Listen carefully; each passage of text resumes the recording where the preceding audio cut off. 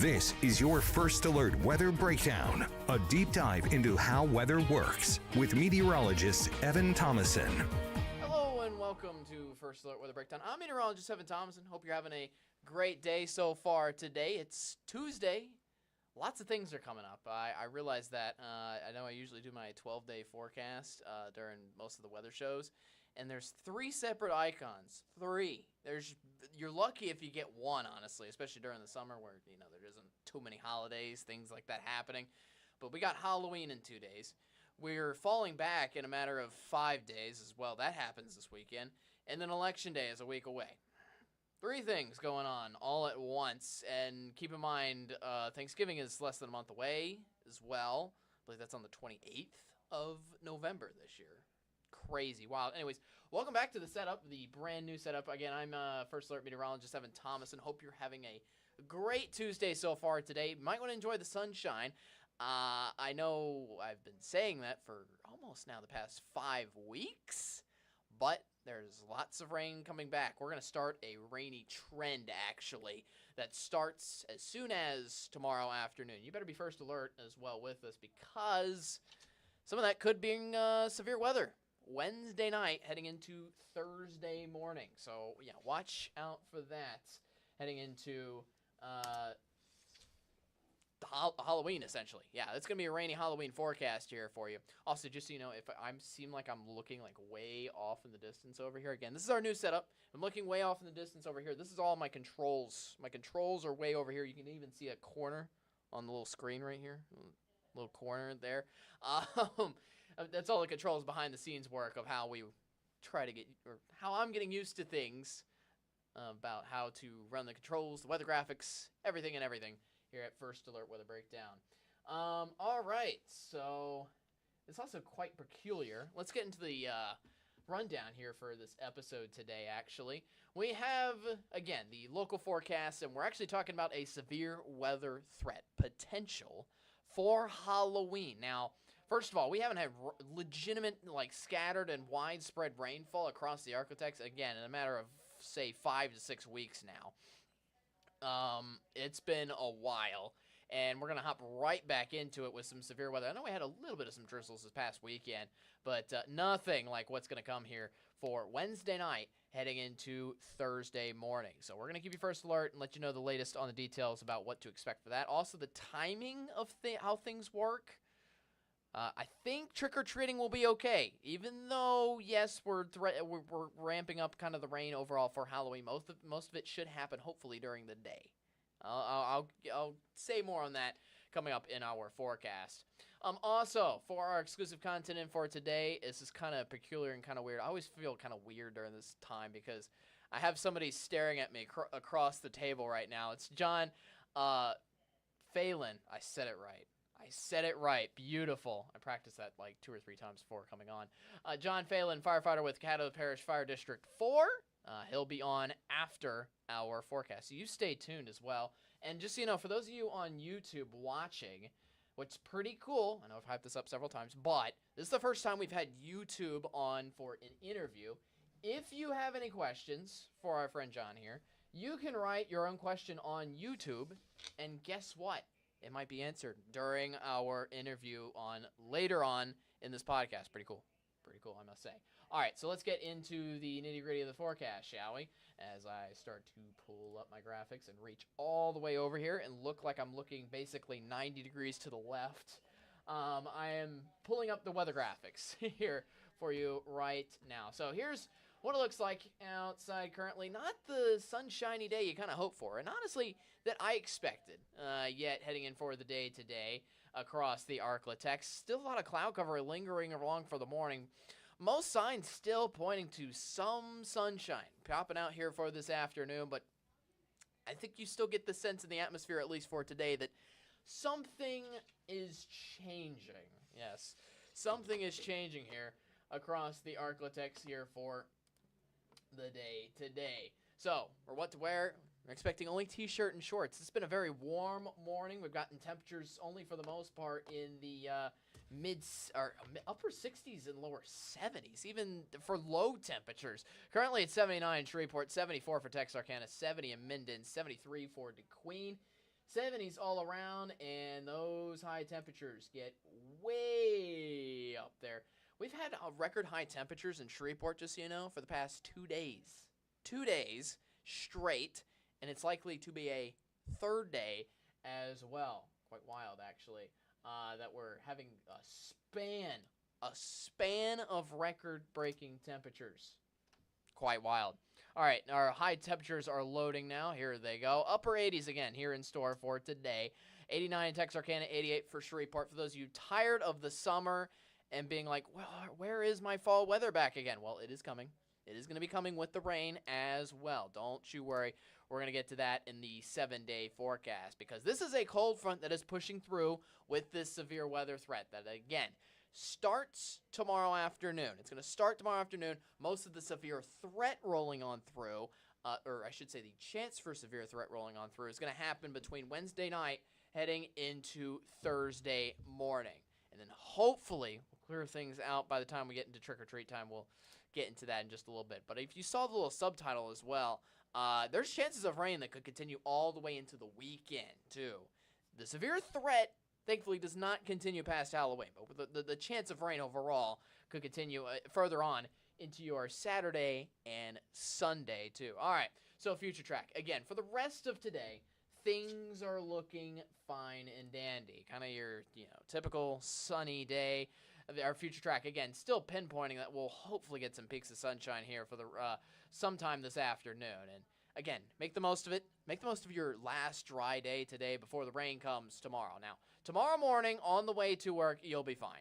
Maybe a stray shower possible, but overall the rain should hold off until we get to around lunchtime. Lunchtime, that's when you'll see the first popcorn storms and isolated cells start to pop up pretty much anywhere across the Arklatex. You see cells as far north as DeQueen, as far south as Nacogdoches and Natchitoches. Then we'll get some more potent and a little more slightly more widespread and scattered showers here for the afternoon on Wednesday. And then continuing on into Wednesday late night, that's where the severe threat lies. Notice that line of storms. Yeah, that's what we're looking out for severe weather-wise. Heading into your Thursday early morning. It's kind of overnight Wednesday into Thursday early morning, starting with southeastern Oklahoma. This rolls in around the, say, the morning commute into Texarkana and northeast Texas, and then hopefully pushing through the rest of the region here at midday on Thursday. And then again, my hope, especially for the northwest corner of for the northwest corner of the Arklatex, I think you'll be fine for your trick-or-treat forecast because we'll get the rain done with early. Then we'll hopefully clear up, say, Shreveport by trick-or-treat time. I'm a little more worried for, say, Natchitoches, which is getting this line of rain showers later, probably later in the day on Thursday, too. We'll see. We'll keep you first alert in the meantime. All right, so that is that for the forecast. Then to kind of recap the severe risk, first of all, you got me there, John. Sorry, our interview, John. He just showed me a picture of Steven, our amazing anchor here, who has a cold case actually tonight. You should watch that. I believe it's at 6:30, airing on KSLA News 12. Pretty cool. Anyways, back to the weather. We have a severe weather risk coming through mainly here for southeastern Oklahoma. Again, that happens late on Wednesday. You see that level 2? We haven't had a level 2 risk of severe weather in quite some time. Even then, we have a level 1 marginal risk still for the western half of the Arklatex, mainly on Wednesday night. And this is talking mainly Wednesday overnight into Thursday. There's some other weather models that have the line coming through in the overnight hours into southeastern Oklahoma rather than the early morning, like what we just showed you. And then Thursday morning, looking at the eastern half of the Arklatex. And to Thursday midday, I would also say as well, looking like we'll get the severe weather risk for us then. Again, the last hope I have for all of this is that it clears up, hopefully, by trick-or-treating time. We'll see. All right, first alert, 7-day forecast. Here it is for you. Heading into today, again, 88 is our high. It's our last dry day outside. You get a 30% chance of showers during the day on Wednesday. Again, that rain chance rapidly increases here for Wednesday night.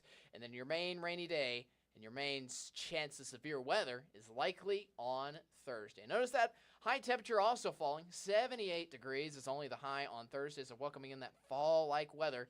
More fall-like weather, I should say, with a high of 76 also continuing the Friday. So now after that severe weather day, our potential for severe weather day on Thursday, on Halloween, unfortunately. We still do have a few showers possible lingering around. The rain really doesn't even go fully away. We have more rain chances in store for Friday, Saturday, into Sunday a little bit as well, and even into the beginning of next work week. Notice the highs are going to slightly rise as well into the mid-80s here for Monday of next week. But yeah, pretty much that entire 7-day forecast is riddled with rain after today. And there's even some chances of rain further on into that 12-day forecast too, which I will say is good news for the man sitting across from me, okay? He's been dealing with drought for a while. He's been dealing with burn bans. We're going to be talking about that coming up after this break. And if you have any questions about the local forecast, you have any questions for John, I'm going to introduce you again after this commercial break. You save your questions for YouTube. We'll be back in 2 minutes with me and John, who's just been sitting quietly, waiting patiently but in front of me. We'll be back together, talking together, after this commercial break. You hang around with us.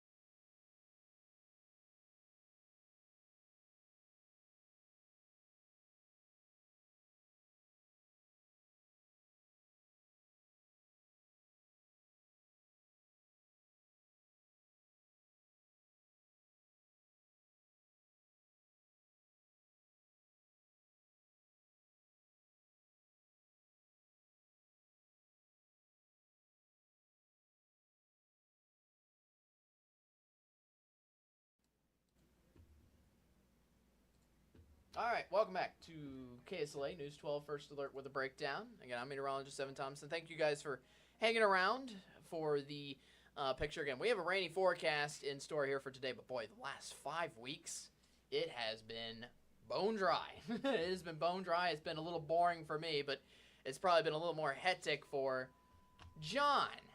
How are you doing? I'm great, Evan. I appreciate you having me up here.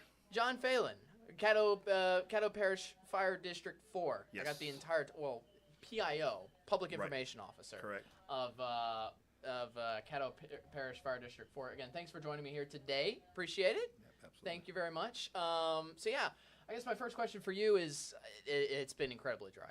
Five weeks worth of dry weather, kind of stretched on one after the other days. I mean, this has definitely increased our potential for fire weather and fire potential. That made you, first of all, issue a burn ban in the first place, right? So I guess explain why did you need the burn ban to come into effect in the first place? Okay, so the burn ban is decided by the conglomerate of fire chiefs in the parish. So everyone from up north, Vivian Oil City, down to southern Caddo Parish with the area around Southern Trace, and then us out in Keithville. So you're looking at a huge area, and it was all just very dry. The fire chiefs came together, said, hey, we need to stop the outdoor burning. And the main reason was it's real taxing on our resources. So every time we get a grass fire in our area, it requires 7 guys, which is everyone on duty, responds. So we all go out there, bring our different pieces of equipment. We need water, we need hand tools. There's a massive amount of logistics that goes into any one of these runs. But as that run's going on, we no longer have the ability to respond to other runs. So EMS runs, another house fire, someone's having a stroke, heart attack, anything along those lines, car wrecks. We have to call for neighboring fire districts, neighboring resources to come and help us out. So the big thing with the burn ban is to prevent unnecessary calls at the time taxing our current resources. I see what you're saying. And you've definitely been very busy. What have the past couple of weeks been like? How many fires have you fought outside of just typical house calls? I mean, there's been a couple days after the burn ban was issued, 4 or 5 grass fires a day, because people were becoming aware that it was a problem. So it just kind of it flared up. A lot of people calling for smoke and stuff in the area, but it's not just people with outdoor burns. We had a massive pasture fire from the use of a chainsaw. Guy was just cutting some wood, hit a rock sparked, it flared up, and it was racing towards a hay barn, which is their feed for their animals for the winter. So I mean, if that had burned up, that's something that's kind of hard to replace. They said, hey, if the trucks need to burn, the tractor burns, whatever, but don't let the hay burn. And it's tough with as windy as it is. And then the time of the year, we're also going into the fall and the winter where foliage plants just start to die. It's called ground litter when those trees, the leaves, the pine needles start falling down. We have a massive amount of ground litter that's very dry. I was going to say, that kind of leads me to the next question. I kind of forgot about this. How do you determine when you need a burn ban in effect in the first place? Like, how do you measure something? Is there something in the moisture content? Do you look at the weather, so to speak? What kind of things do you analyze? So we have a couple guys that are above and beyond the normal level of firefighter. They go and go to these forestry classes. We actually have one guy that's with our department that's a matter expert. He teaches about forestry firefighting in East Texas at Kilgore College. So he is very up to date on the different ways of checking things. So they do everything from relative humidity to wet bulb temperatures. They look at wind speed, even moisture content in the ground. And also if it hasn't rained. If it's just one of those things where it's like, it's dry outside, we're seeing this increase of fires that are starting to happen. That's kind of what brings it to light. And they go through and they're like, hey, it's not going to work. We can't keep doing this. So they got to stop. Mm-hmm. Yeah, I see what you mean by that. So that's wild, especially with 5 straight weeks doing this, right? And that's the other thing too is it may rain in southern Caddo Parish or northern Caddo Parish. We get those storms that come through up north all the time, and drop a massive amount of rain. But then down here in Keithville, we get nothing. So it's a blanket policy for the entire parish. And just because you're having a massive amount of rain pouring down on your house doesn't mean that southern Caddo Parish is dry as a bone. And when the fire gets big enough, we actually call on other departments. So if they're up north, and it's rained, they're available, and we have a massive woods fire, they'll come down and help. And that's the big thing out here is helping the other departments. And so it's not just taxing our resources, it's taxing the parish resources, the statewide resources. Gotcha. Appreciate it. All right, just wanted to pause for real quick.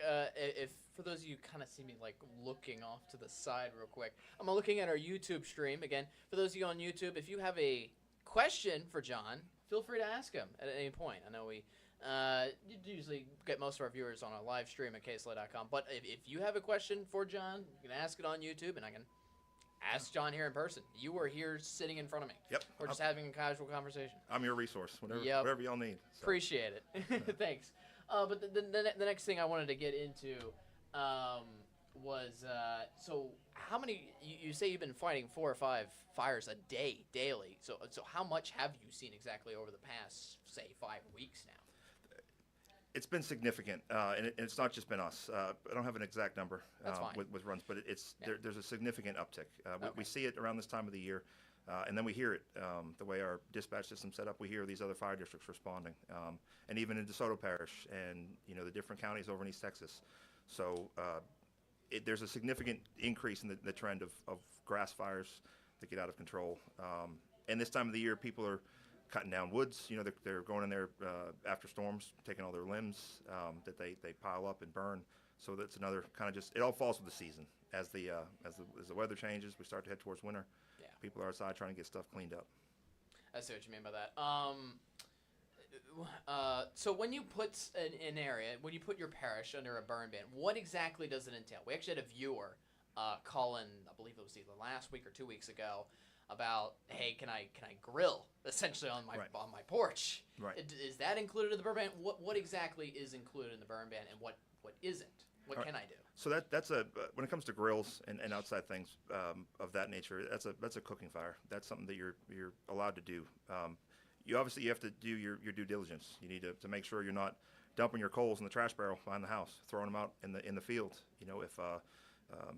If it's got a propane grill, we've seen those flash over and burn up someone's house. So I mean, that's just regular. Jeez. Yeah, it's put that sucker on high, and they walk away, and they forget. Next thing you know, that thing's 900 degrees, and it's rolling. We've had a couple of porch fires because of that. So that's just a daily thing, anyways. Just to be aware when it comes to that. But the burn ban really encompasses the ability to conduct your outdoor burning.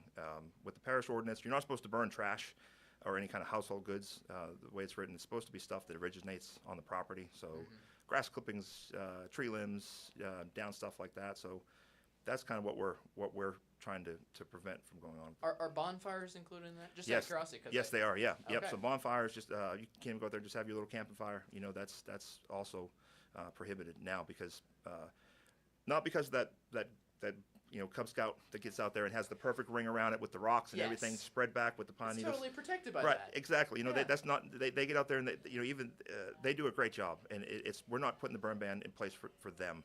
We Okay. are, so it's covered. I mean, they can't do it, but Yeah. it's the people that have been negligent in the past, the ones that don't monitor their stuff, and that's where we have the issue.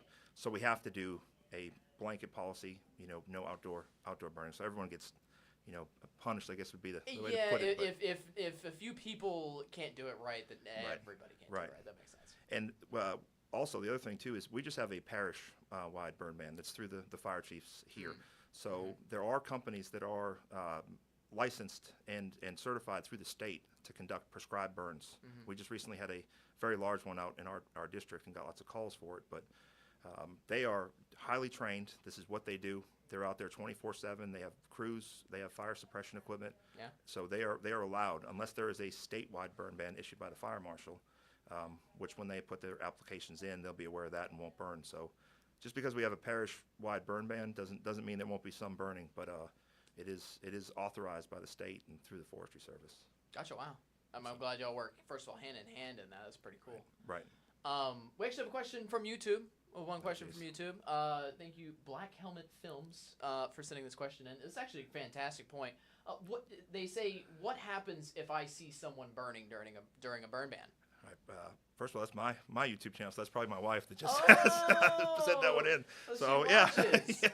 yeah. I know so, you said first of all you sent this Yeah. link out to some I of your did. friends. I did. Yep. So I asked for it, I guess. Yep. So she's thinking for you. She's thinking for right, you. Go right. ahead. The right thing to do is to call 911. We're not just going out and writing citations.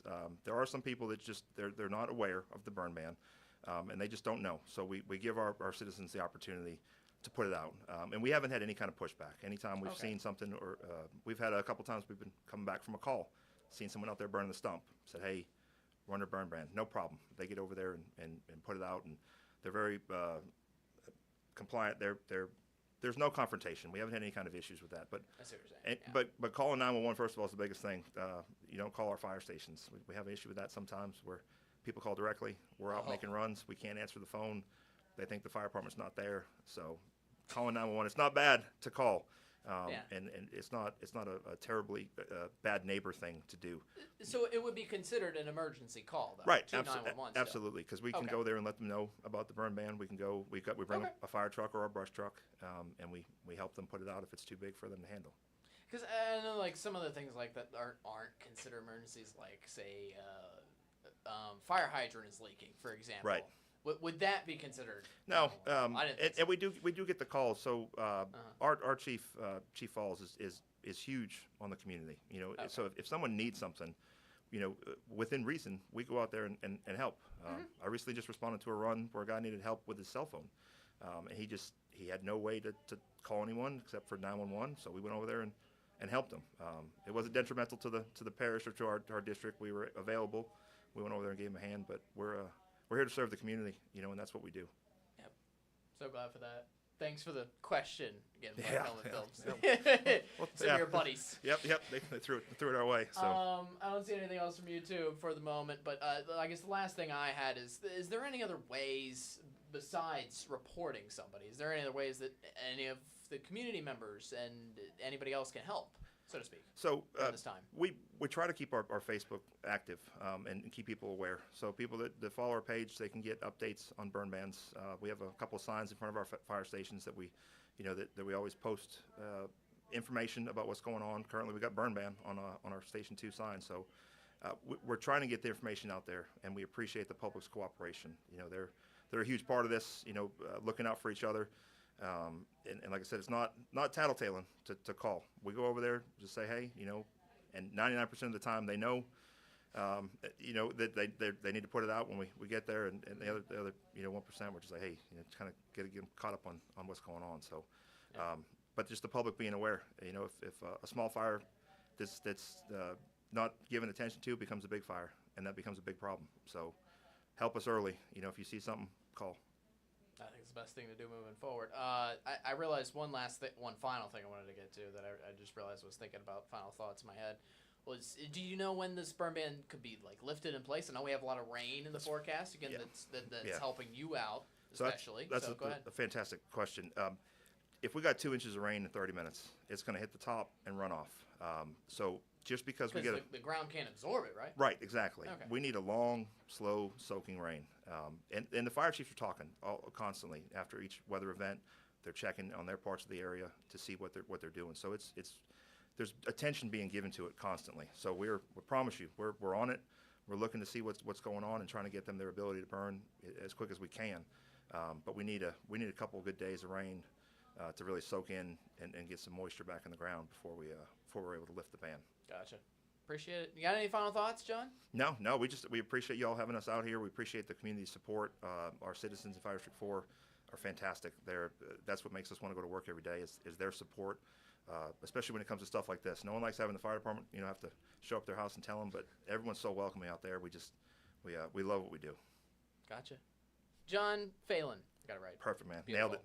All right. Thank you very much again for joining me today, for coming along, and I'll see you again next time, and I'll see you guys after the commercial break.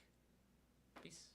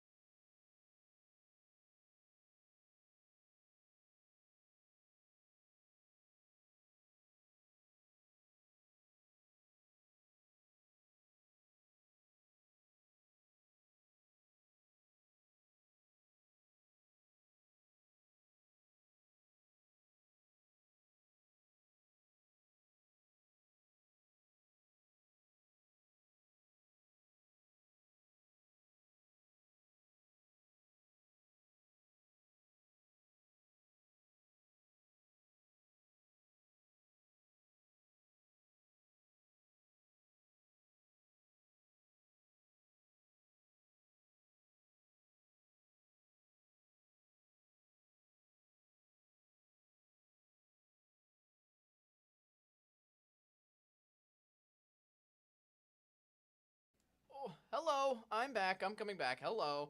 First Alert Meteorologist Evan Thomas. And again, thank you guys so much for watching this episode. John, he already left. He's got stuff to do. He's a busy man. I'm actually going to finish this text here real quick. That's how you know it's the podcast and this is live. Essentially, we're actually recording. I will tell you what I'm texting about as well. I'm telling the rest of our weather team. We usually record our meteorology chats. First of all, hint, hint, one of those is going to be happening later this week. We usually record those on Tuesday, immediately after this live podcast ends around 11. And guess what? It's 10:59. I was just telling them that I'm going to be running a little later to the Met Chat due to a slightly longer show today. Send. Beautiful. Matt, CJ, and Austin will get that, and I'll be on with them recording that for a future episode a little later down the road. So, yes. Before that, I was taking a drink of water as well.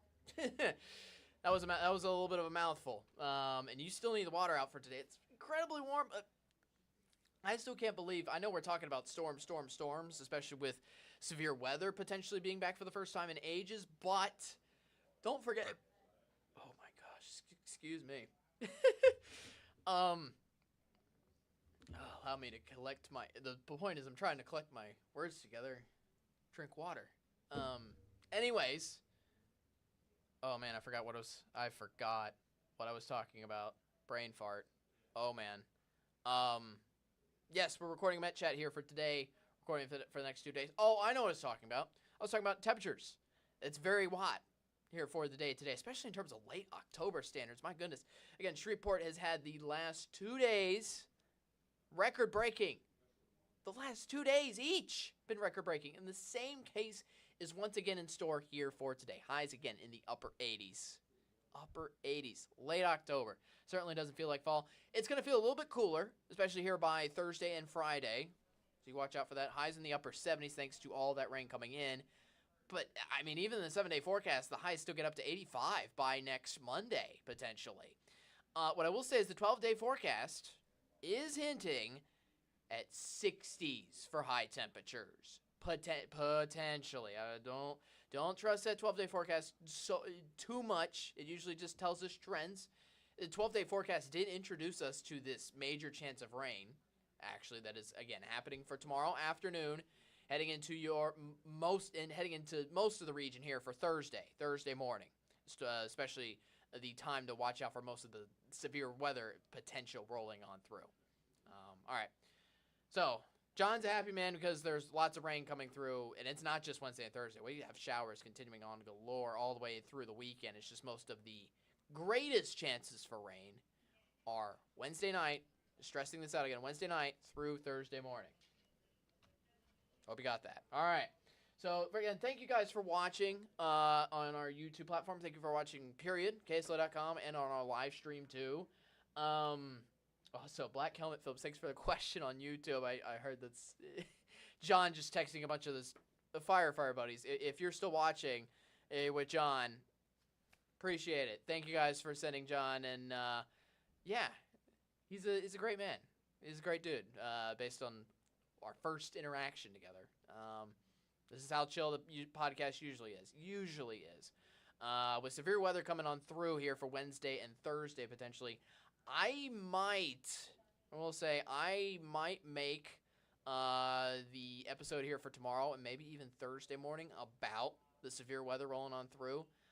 I was kind of deciding that up into the podcast here for today because obviously it's the first time having severe weather back in ages. And usually if severe weather is back, then we'll devote literally an entire episode to nothing but severe weather coverage on this podcast. It's literally almost 30 minutes, if not more, on what's happening weather-wise, what we're expecting, all the threats we're dealing with. Again, most of the severe threat coming through, just to stress again, Wednesday night heading into Thursday morning, is going to be dealing with some strong wind gusts. That's the thing we're mainly looking out for, strong wind gusts. So tie down those Halloween decorations.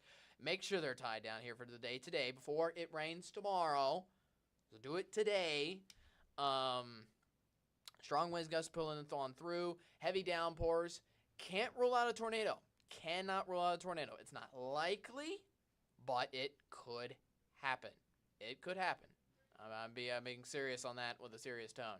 So yes, that's going to be rolling on through over the next couple of days. We'll probably be spending Thursday morning, is my guess, live coverage on severe weather on this podcast. For tomorrow, though, guess what? Again, I'm probably stretching this time off way too much because I need to get to my meteorology chat that I just texted my other 3 Met people about. essentially, we're going to have a Met Chat we record immediately as soon as this episode ends on Tuesday, and we'll record that here for tomorrow. So tomorrow's episode is going to be a meteorology chat. So look forward to that tomorrow at 10:30. Join me again here on KSLA.com, anywhere you can watch our live stream, or on YouTube. Again, YouTube is the way you ask us questions. Thank you again, Black Helmet Films. I keep referring to you, but yeah, you can watch and ask anything on YouTube as well. Pretty cool. So I can address you live on air. You can also message. Meanwhile, if you want to send us a topic, I need topics. I only have the rest of the schedule for the rest of the work week pretty much panned out. But beyond this work week, you can decide what we talk about next week. Send us a topic to weatherbreakdown@ksla.com, or you can message any of us on Facebook. One cool aspect of the Met Chat that somebody put in was trivia. Last week's episode was completely on trivia for the meteorology chat. We're not going to be doing that again today. We're going to have a legitimate topic talking about severe weather prep in particular here for tomorrow. In particular, we're going to ask the question, where do you need to go for a tornado warning?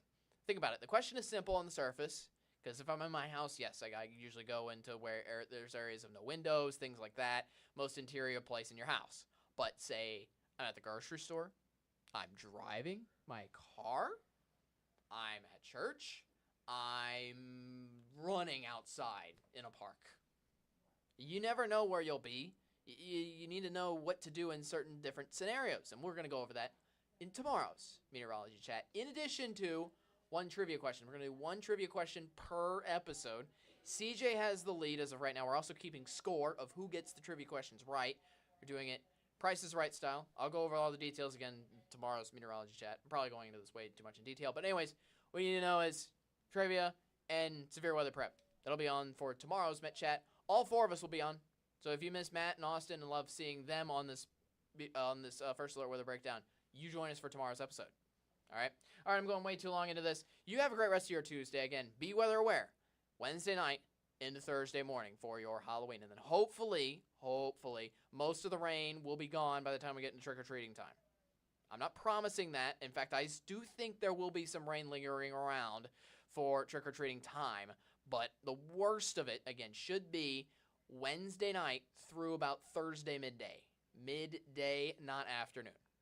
As of right now, we're going to give you First Alert regardless. In the meantime, you have a great rest of your Tuesday. Enjoy one last day of the sunshine. I know we've had it for the past 5 weeks, but we're about to start a good rain trend for the next week, if not more.